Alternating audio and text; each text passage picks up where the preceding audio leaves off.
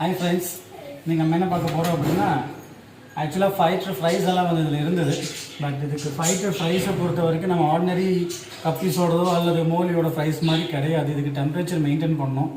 ஒரு 50 ஃப்ரைஸ் இருந்துச்சு. பட் நம்ம என்ன தான் மெயின்டைன் பண்ணாலும் அதை வந்து எதுவுமே காப்பாற்ற முடியல. கடைசியில் ஒன்றோ ரெண்டாவதோ வந்து அதுவும் வந்து செத்து போயிடுச்சு. ஸோ இப்போ என்ன பண்ண போகிறோம் அப்படின்னா, இது வந்து காலியாக இருக்குது. இதில் நான் வந்து என்னோடய ஃபைட்டர் வந்து இதில் நான் போட போகிறேன். ஸோ அது எப்படி பண்ணுன்னு நம்ம வந்து இன்றைக்கி பார்க்கலாம். இப்போ வந்து நம்ம வாஷ் பண்ணி வச்சாச்சு.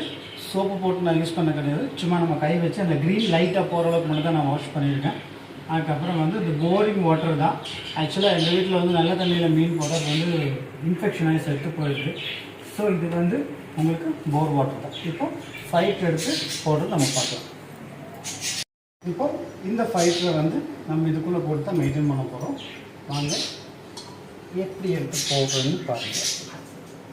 எடுத்துகிட்டு கைட் நல்லா க்ளோஸ் பண்ணிக்கோங்க. இதுக்குள்ளே விட்டுட்டிங்கன்னா அவன் போய் நல்லா ஜாலியாக இருந்துக்குவான்.